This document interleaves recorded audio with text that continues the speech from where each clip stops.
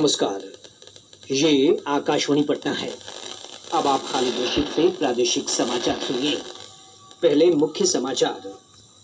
प्रधानमंत्री नरेंद्र मोदी ने कहा, नई शिक्षा नीति शिक्षा को प्रौद्योगिकी से जोड़ेगी तथा छात्रों को वैश्विक स्तर पर शिक्षा ग्रहण करने का अवसर मिलेगा। राज्य सरकार ने 28 सितंबर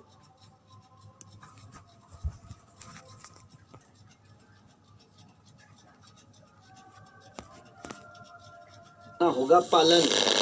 राज्य में कोविड-19 से संक्रमित लोगों का आंकड़ा 1,00,000 से अधिक हुआ। अब तक 873 लोगों की मृत्यु। और मुख्यमंत्री नीतीश कुमार ने पटना मेट्रो रेल परियोजना के निर्माण कार्य का शुभारंभ किया। वैशाली, सीवान और सीतामढ़ी जिले में नए मेडिकल कॉलेजों की आधारशिला। अब समाचार विस्तार से। प्रधानमंत्री नरेंद्र मोदी ने कहा है कि राष्ट्रीय शिक्षा नीति भारत को वैश्विक शिक्षा केंद्र के रूप में स्थापित करेगी और देश में नए अवसर उत्पन्न करेगी। प्रधानमंत्री ने आज वीडियो कॉन्फ्रेंस के जरिए IIT गुवाहाटी के दीक्षांत समारोह को संबोधित करते हुए आशा व्यक्त की कि युवाओं के सपनों से ही आने वाले दिनों में देश की वास्तविकता आकार लेगी। उन्होंने कहा कि राष्ट्रीय शिक्षा नीति का उद्देश्य शिक्षा को प्रौद्योगिकी से जोड़ना है। स्टूडेंट्स को अपने मनपसंद सब्जेक्ट पढ़ने की ज्यादा आजादी मिले, इसलिए राष्ट्रीय शिक्षा नीति को मल्टी डिसिप्लिनरी बनाया गया है। सब्जेक्ट की फ्लेक्सिबिलिटी दी गई है, मल्टीपल एंट्री एंड एग्जिट के अवसर दिए गए हैं और सबसे अहम, देश की नई एजुकेशन पॉलिसी एजुकेशन को टेक्नोलॉजी से जोड़ेगी, टेक्नोलॉजी को हमारे स्टूडेंट्स की थिंकिंग का इंटीग्रल पार्ट बनाएगी। यानी स्टूडेंट्स टेक्नोलॉजी के बारे में भी पढ़ेंगे और टेक्नोलॉजी के जरिए भी पढ़ेंगे। एजुकेशन में आर्टिफिशियल इंटेलिजेंस का इस्तेमाल हो, ऑनलाइन लर्निंग बढ़े। राष्ट्रीय शिक्षा नीति में इसके रास्ते खोल दिए गए हैं। प्रधानमंत्री ने कहा कि इस नीति के तहत राष्ट्रीय प्रौद्योगिकी शिक्षा नीति मंच स्थापित किया जा रहा है। श्री मोदी ने कहा कि शोध के लिए राष्ट्रीय शिक्षा नीति में पर्याप्त प्रावधान किए गए हैं। इसके लिए धन उपलब्ध कराने की भी व्यवस्था की गई है। रिसर्च कोलैबोरेशन और स्टूडेंट एक्सेस प्रोग्राम को भी प्रमोट किया जाएगा। फॉरेन यूनिवर्सिटीज में हमारे स्टूडेंट्स जो क्रेडिट एक्वायर करेंगे वो भी अब देश के इंस्टीट्यूशंस में काउंट हो सकेंगे। इतना ही नहीं, नेशनल एजुकेशन पॉलिसी भारत को ग्लोबल एजुकेशन डेस्टिनेशन के तौर पर भी एस्टैब्लिश करेगी। नई शिक्षा नीति पर पटना के Saint Xavier's College of Education संस्थान में एक वेबिनार का आयोजन किया गया। कार्यक्रम को संबोधित करते हुए शोधकर्ता चंदन ने कहा कि शिक्षा नीति में स्कूलों से बाहर रहे छात्रों को फिर से शिक्षा व्यवस्था में लाने के लिए विशेष प्रावधान किए गए हैं। इस वेबिनार में निशा कुमारी सिंह, वंदना प्रकाश समेत अन्य शोधार्थियों ने अपने विचार रखे। संसद ने भारतीय सूचना प्रौद्योगिकी संस्थान IIIT कानून संशोधन विधेयक 2020 पारित कर दिया है। ये विधेयक आज राज्यसभा से पारित हो गया, जबकि लोकसभा पहले ही इसे पारित कर चुकी है। इसके तहत कुछ IIIT को राष्ट्रीय महत्व के संस्थानों के रूप में घोषित करने का प्रावधान है।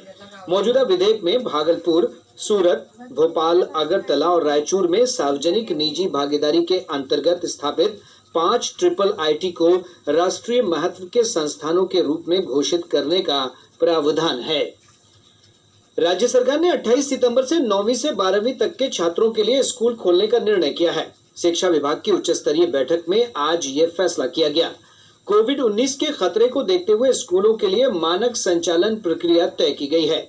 इसके तहत स्कूलों को कोरोना से बचाव के लिए एहतियाती नियमों का पालन करना होगा। एक छात्र सप्ताह में 2 दिन स्कूल जा सकेगा।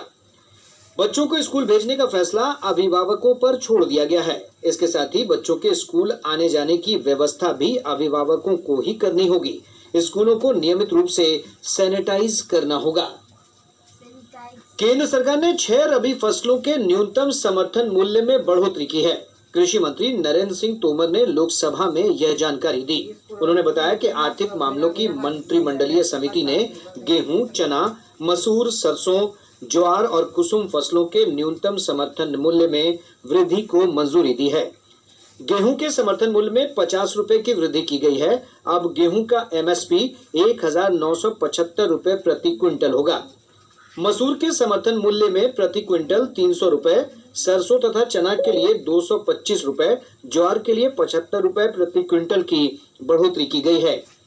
श्री तोमर ने बताया कि सरकार ने पिछले 6 वर्षों में सरकारी खरीद के लिए किसानों के लिए लगभग 7 लाख करोड़ रुपए की राशि मंजूर की है।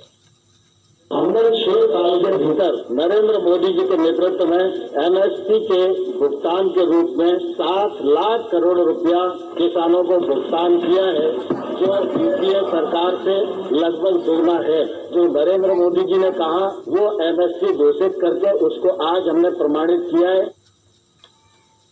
केंद्र ने सभी राज्यों और केंद्र शासित प्रदेशों को वर्ष 2020-21 के शैक्षणिक सत्र के लिए एमबीबीएस और बीडीएस की केंद्रीय पूल की सीटों को आतंकवादी हमले के पीड़ित के पति अथवा पत्नी और उनके बच्चों के लिए आवंटित करने का निर्देश दिया है।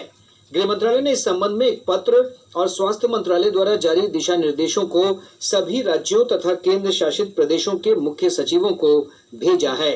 उम्मीदवारों का चयन राष्ट्रीय पात्रता प्रवेश परीक्षा नीट में प्राप्त अंक और भारतीय चिकित्सा परिषद द्वारा निर्धारित अन्य योग्यता के आधार पर किया जाएगा। पटना उच्च न्यायालय ने राज्य में प्राथमिक स्कूलों में शिक्षकों की नियुक्ति प्रक्रिया पर रोक लगाने से इनकार कर दिया है। इस मामले की अगली सुनवाई 2 नवंबर को होगी।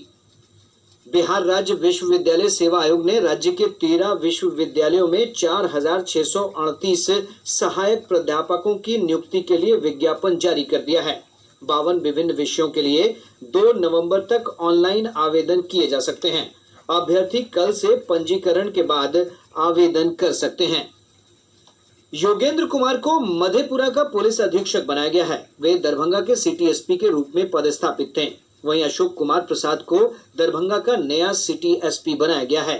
गृह विभाग ने इस संबंध में अधिसूचना जारी कर दी है। शेष खबरें एक अंतराल के बाद।